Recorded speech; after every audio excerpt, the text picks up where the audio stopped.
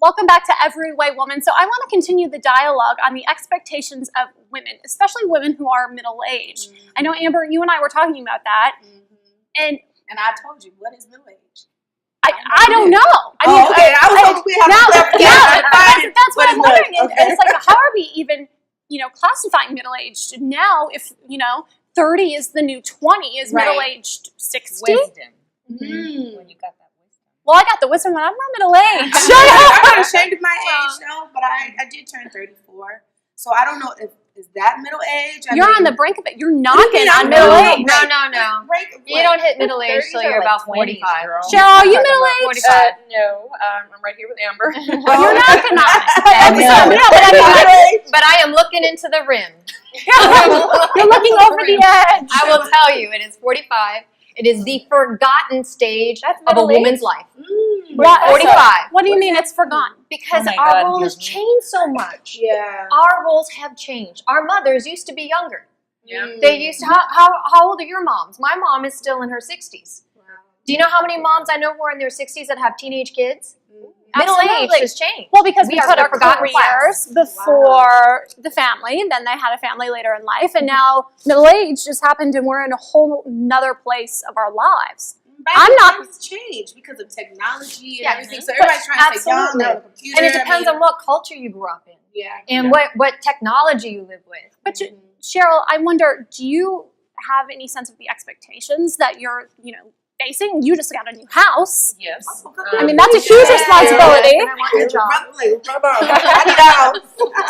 Well, I know. I think I'm not middle-aged, but I think that moment when your responsibilities increase exponentially. Like, for example, my mom is also in her 60s.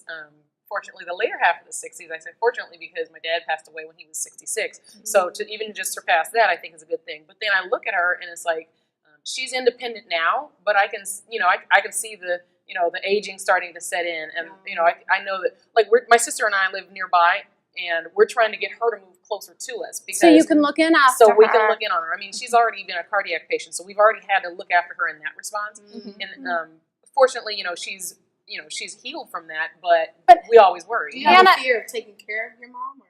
You know what? No, because I'm fortunate that we have enough family resources that we can get her the care she needs. But Anna's been looking after several members of your family. Yeah. Well, I take care of my mom. She's young, and I feel, I don't know if it's being the whole Latina, Hispanic community. I don't know. But I just feel like the necessity that no matter what, even if I had my own family, I still got to take care of her. Right. Like, I don't know. Well, yes. I have a confession, though. Recently, I found out my father was stabbed. And in that, I got fearful. Because I was like, oh my goodness, I have to take care of this man. What if I have to take care of him? What if he's dead? What if I have to bury him? How can you handle all of that? He doesn't have any resources that I know of that will be able to take care of him. So that was that fear of like, what do I do when I have to go find him? Or I don't know. What do you do? What kind of expectations do you have? I really don't have any expectations of him. So I just kind of feel like it's kind of like me going to search for someone who I don't know. But you have that. But like it's just you feel that right. But I feel as a child, and this is my parents, I have to go out and try and find him. So it's our obligation then, as children, to become parents to our parents at some point. I think I just go way back to when we were younger. Culture that's kind of built in that usually it's the oldest child, preferably the oldest son, that is going to take care of mom. It's built in. It's built in that culture. Okay. So unfortunately, I'm the oldest, so right now I'm with my mom. And the oldest son, which is my brother. Okay, so then I have a question. What if it's almost like an indirect parenting relationship? Like, for example, what if you had to take care of your husband's parents? How does that impact you? Because I know they're on their own. The relationship I just got out of. On their own. The relationship I just got out of.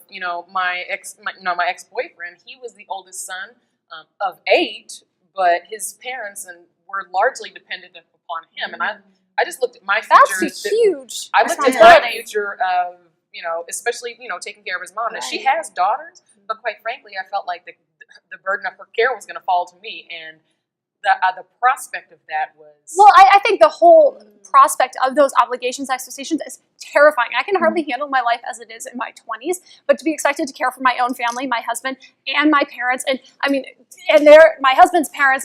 my God, it sounds like hell. I don't know how any woman could balance those expectations. I really don't. But I think sometimes what people forget is men go through a midlife crisis. And we all acknowledge it. We're not alone in this. But women go through one too, and we ignore it. Okay, Either that or we suck it up. Ladies, I definitely want to continue this conversation when we get back from this break.